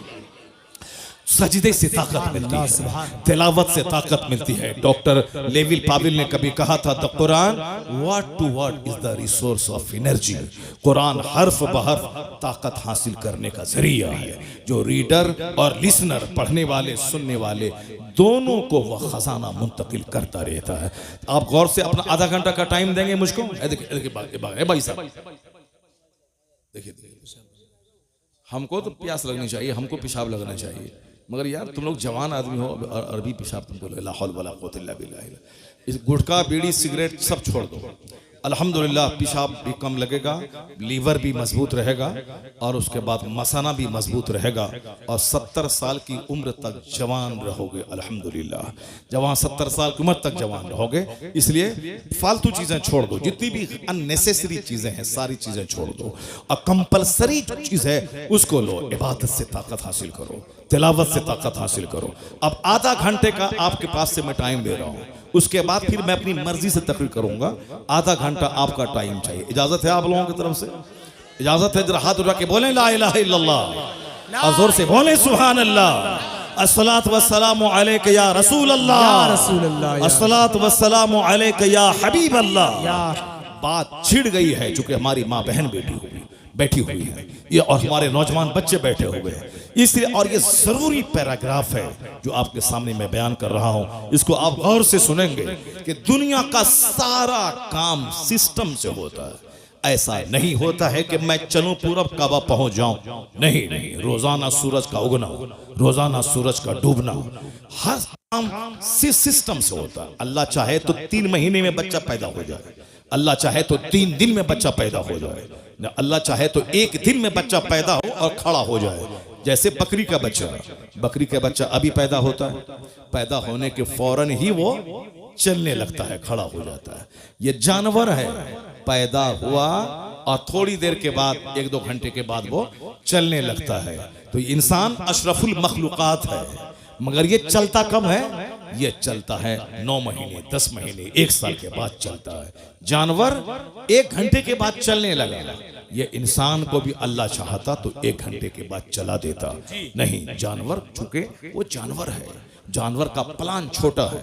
जानवर हमारी खिदमत के लिए पैदा हुआ है, वो हमारे लिए पैदा हुआ है, हमारे लिए है। मेरी सवारी का काम आएगा जानवर, वो हमारे खाने के काम आएगा वो जानवर, वो हमारे दूध के काम आएगा वो जानवर, ये हमारे लिए है। और इंसान बड़ा काम करने के लिए पैदा हुआ है, दुनिया को अदल से भरने के लिए, मजलूमों को हक दिलाने के लिए, पढ़ लिख कर समाज में रोशनी फैलाने के लिए, अपने रब्बे करीम की इबादत के लिए, मानवता की सेवा के लिए, गरीबों में अदल करने के लिए, गरीबों को हक दिलाने के लिए, जालिमों का टेना तोड़ने के लिए। जब इतना बड़ा काम है इंसान का, तो अचानक नहीं, ये ग्रेजुअली, धीरे धीरे, या धीरे धीरे बोलेगा, धीरे धीरे चलेगा और धीरे धीरे परवान चढ़ेगा। क्योंकि इसको ताकतवर हो जहाज उड़ाना है, इसको पनडुब्बी बनकर समंदर में गोता लगाना है, इसको खलाओं में 6-6 महीने रहकर यूनिवर्स की सीक्रेट का पता लगाना है। इसलिए इसकी पैदाइश 9 महीने के बाद, 2 महीने के बाद नहीं, 9 महीने माँ के पेट में रहना है, 2 साल तक माँ का दूध पीना है और 5-10 साल तक ये माँ बाप की निगाहों में रहना है। 15-16 साल के बाद मैच्योर होना है। अब उसके बाद जब जवान हुआ, इसे इबादत भी करनी है और इसे समाज की खिदमत भी करनी है। इसके कांधे पे घर का बोझ है, माँ बाप की खिदमत का बोझ है, इसके कांधे पर बीवी की परवरिश का बोझ है, इसके कांधे पे औलाद की परवरिश का बोझ है, समाज का बोझ है, मुल्क और मिल्लत का बोझ है। इतना बड़ा बोझ लेके आदमी, जो कमजोर पौधा होगा वो चलेगा, टूट जाएगा। इसलिए 9 महीना माँ के पेट में रहो, 2 साल तक माँ का दूध पियो, उसके बाद 18 साल में मैच्योर हो जाओ। अब तुम दुनिया का काम करो। यानी कुदरत का सारा काम हिकमतों से भरा है। काम जब बड़ा होगा, उसकी हड्डी भी मजबूत होगी, उसकी ताकत भी मजबूत होनी चाहिए। इसलिए अल्लाह 9 महीने माँ के पेट में रखता है। अब जरा गौर से सुनिए, अल्लाह रब्बुल इज्जत के इसी सिस्टम का हिस्सा है कि जो दुनिया में सबसे बड़ा काम करने के लिए आया है, उसकी ताकत भी सबसे बड़ी होगी, उसका खानदान भी सबसे बड़ा होगा, उसकी माँ भी सबसे बड़ी होगी, उसका दादा भी सबसे बड़ा होगा, उसका नाना भी सबसे बड़ा होगा। चूंकि एक महान नतम पर्सनैलिटी के सजाने, संवारने, निखारने में माँ का रोल रहता है, बाप का भी रोल रहता है, बाप दादा का रोल रहता है, परदादा का रोल रहता है उसके ऊपर के दादा का रोल रहता है। लोग कहते हैं ना, इसके खानदान में ये बीमारी 100 साल से चली आ रही है। हमारे इलाके में एक खानदान में पांव फटने की बीमारी है, तो अब उस खानदान में जल्दी से लोग शादी नहीं करते हैं। नहीं नहीं, लड़की खूबसूरत है मगर इस खानदान में पांव फटने की बीमारी। अब ये बीमारी कब से चली आ रही है किसी को नहीं मालूम है। 100 साल 200 साल से चली आ रही है। तो 200 साल पहले से जो बीमारी चली आ रही है, उसके खानदान के आने वाली नस्लों को भी वो थोड़ा सा समाज में ऐबदार बना देती है। और फिर कुछ खानदान के लोग बड़े हष्ट पुष्ट मोटे ताजे होते हैं और कहते हैं कि इनका दादा पहलवान था, इनका परदादा पहलवान था, इनका नाना पहलवान था। क्योंकि नाना का ब्लड मेरी माँ में शामिल है, अब दादा का ब्लड मेरे बाप में शामिल है, इसीलिए दादी हाल के एतबार से और नानी हाल के एतबार से भी जो बहुत बड़ी पर्सनैलिटी है उसका मजबूत होना जरूरी है। दादा की तरफ से भी लाजवाब और नाना की तरफ से भी लाजवाब। ऐसा नहीं कि रास्ता चलते किसी लड़की को मुंह देखा, मुंह अच्छा लगा, शादी कर लिया और चले आए। बाद में पता चला कि साहब इनकी औलाद जो भी है वो जैसी की तैसी औलाद है। अब सब इनके बाप, इनकी माँ फाहिशा थी, इनके बाप ऐसे थे, उनके दादा ऐसे थे, यानी इनकी नस्लों में बेहयाई चली आ रही है। आज हमारे बच्चे छोकरे वो नेट चलाने वाले, सिनेमा देखने वाले, बस सिर्फ मुंह देखता है कि मुंह का रंग गोरा है कि नहीं है, नाक लंबी है कि नहीं है। आपके उत्तर प्रदेश में क्या है ये हमको मालूम नहीं है, पर हमारे बिहार में यह है कि आंख बड़ी बड़ी होनी चाहिए, नाक लंबी होनी चाहिए, चेहरे पे गोश्त भरा होना चाहिए और फिट 5 फीट से ऊपर की लंबी होनी चाहिए। वह ठगनी वाली नहीं चाहिए और पतली दुबली नहीं चाहिए। आजकल थोड़ी सी मोटी चाहिए। पहले लोग समझते थे नहीं साहब पतली दुबली ये हुस्न में शामिल है, लेकिन आज नजरिया बदल गया है। आजकल मोटी ताजी, माँ भी कहती है कि मोटी ताजी दुल्हन हो ताकि घर में खूब मेहनत से काम करे, सुबह से लेकर शाम तक बिल्कुल नौकरानी की तरह काम करती रहे।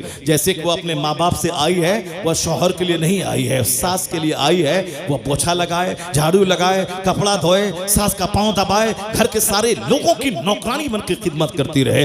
ऐसा नहीं है कि अब वो नौकरानी समझ के वो रखती है। जरा सी कमी हुई लड़ाई शुरू हो गई। शौहर पे लाजिम है वो खिदमत अपनी माँ की करे, क्योंकि माँ तुम्हारी माँ है, तुम्हारी बीवी की माँ नहीं है। वो तुम्हारी माँ के पाँव के नीचे तेरी जन्नत है, वो तेरी बीवी का जन्नत तेरी माँ के पाँव के नीचे नहीं है। वो खिदमत करे, ये उनका एहसान है, ये का एहसान है। वह तेरी खिदमत करेगी, वह तेरी खुशी ढूंढेगी। अगर तेरी माँ के साथ ना रहना चाहे उसके लिए अलग घर देना होगा, अलग चापाकल देना होगा, अलग वाशरूम देना होगा, ये तुम पर लाजिम है। अगर वो अब तुम्हारी माँ को माँ समझ रही है, सोने पे सुहागा है, तो रास्ता चलती कोई सड़क पेशाब औरत वो तेरी माँ को की खिदमत नहीं करेगी। जिस तरह आप कॉलेज में पढ़ने लगे, कॉलेज में पढ़ने वाली लड़की से प्यार हो गया, उनको बोलेगी तुम देहात में नहीं रहूंगी, मैं शहर चाहिए। अच्छा ठीक है, मैं तुम्हारे लिए मैं शहर आ जाऊंगा। अब वो शहर बिहार नहीं, उत्तर प्रदेश की राजधानी लखनऊ को गोमती नगर चाहिए। चलो गोमती नगर में हम बिल्डिंग खरीद लेंगे, यानी माँ छोड़ देंगे, बाप छोड़ देंगे। रास्ता चलती औरत का चेहरा देखा,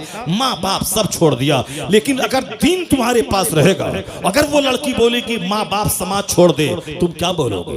तेरी तरह अगर लड़की हो तो तुम 5-4 शादी मैं कर सकता हूं, शरीयत इजाजत दिया है। तू भागे या तुझको मैं छोड़ दूं, 4 शादी एट ए टाइम। लेकिन एक माँ अगर हमसे नाराज हो गई तो दुनिया के अरबों लोगों की भीड़ में दूसरी माँ नहीं मिल पाएगी। एक बाप अगर नाराज हुआ दूसरा बाप नहीं मिल पाएगा, क्योंकि माँ एक ही होती है और बाप एक ही होता है। बीवी तो 4 हो सकती है और तलाक दिया तो तलाक देते जाओ, शादी करते जाओ। अगर वह मर गई तो शौहर खुशी मनाता है, चलो झमेले से नजात मिली, अब दूसरी बीवी आएगी। तो मरने के बाद बीवी हो सकती है, मगर माँ एक मर गई तो दूसरी माँ नहीं हो सकती है। बाप अगर मर गया तो दूसरा बाप कभी नहीं हो सकता। इसलिए माँ ना छूटे, बाप ना छूटे, बीवी छूटे मगर माँ ना छूटे, बाप ना छूटे। बीवी का चेहरा देखेगा तो हज का सवाब नहीं मिलेगा, मजा मिलेगा, मगर माँ का चेहरा देखेगा तो हज मबरूर का अजर मिलता रहेगा। बाप का चेहरा देखेगा तो हज मबरूर का अजर मिलेगा। इसलिए सुबह सवेरे माँ के पास जाके 100 बार उसका चेहरा दे, 100 हज का सवाब मिल जाएगा। और ऐसा भी नहीं है कि माँ का चेहरा देखिए, हज कमा के आइए और बीवी को लाठी से मारते रहिए। नहीं नहीं, सरकार रहमत है माँ के लिए भी, सरकार रहमत है बीवी के लिए भी। हुजूर ने जहां कहा बीवी का चेहरा देखो तो हज का सवाब मिलेगा, वहीं हुजूर ने यह भी कहा बीवी के मुंह में लुकमा डालो तो हर लुकमे के बदले में सवाब मिलेगा। सुभान अल्लाह, क्या बात। अब यहाँ अध कपारी लोग होते हैं, आधा दिमाग होता है। माँ की तरफ गया तो बाप बीवी को मारना शुरू कर दिया, और कोई बीवी की मोहब्बत में लूटा तो माँ को छोड़ दिया। तो इस्लाम ये नहीं कहता कि वन साइडेड हो जाओ, इस्लाम ये कहता है बीवी को बीवी की तरह सम्मान दो, माँ को माँ की तरह सम्मान दो। तेरे घर में रहमतों के फूल खिलते रहेंगे, आसमान से रहमतों की बारिश होती रहेगी। और तुम मर्द हो, बीवी कुछ बोले माँ के खिलाफ सह लेना, माँ बोले बीवी के खिलाफ सह लेना, घर तुम्हारा ऐसे चलता रहेगा। अगर माँ की बात में बीवी से टकराए तब तो फिर तुम्हारा सुकून खत्म हो जाएगा, और बीवी की बात में अगर माँ से टकराए तब तो तेरी दुनिया और आखिरत दोनों बर्बाद हो जाएगी। बीवी इसको कुछ पैसा दे तो माँ को मत बताओ कि 10,000 दिए हैं, और माँ को 10,000 दो तो बीवी को दिखा के मत बताना, वरना सर के सारे बाल तेरे खत्म हो जाएंगे।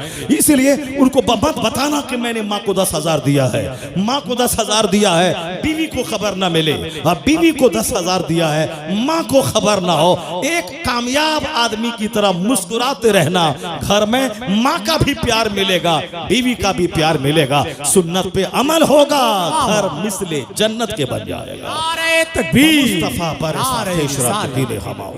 बस इस चैप्टर को गौर से सुन लीजिए, बात से बात पैदा होती है, दूसरी बात निकल जाती है, मगर हमारा चैप्टर वही है कि बहुत बड़ा काम करने के लिए सिर्फ चेहरा नहीं देखना है, बल्कि कैरेक्टर देखना है, किरदार देखना है, आदत व अतवार देखना है, और हड्डी देखनी है, ब्लड देखना है, माँ को देखना है, उसकी दादी को देखना है। और आज कहाँ देखा जाता है, मगर जो दुनिया का सबसे महान नस्म इंसान है, जो दुनिया का सबसे अजीम तरीन शख्सियत है दुनिया की, उसका नाम है मोहम्मद अरबी सल्लल्लाहु अलैहि वसल्लम। I can not find any other man in history like Muhammad. मैं पूरे मानव इतिहास में मुस्तफा का जवाब नहीं पाता। यूरोप का दानिश्वर कहता है he is the only man in history who was supremely successful on both levels, religious and secular. इंसाफ, सियासत और मजहब दोनों सतह पर इस रुए जमीन की सबसे लाजवाब शख्सियत का नाम मोहम्मद अरबी अलैहिस्सलाम है। ये हिंदुस्तान का एक गैर मुस्लिम डॉक्टर रामकृष्ण राव कहता है the personality of Muhammad it is most difficult to get into the whole truth of it. यानी मुस्तफा की शख्सियत की तह में उतरना बहुत मुश्किल है।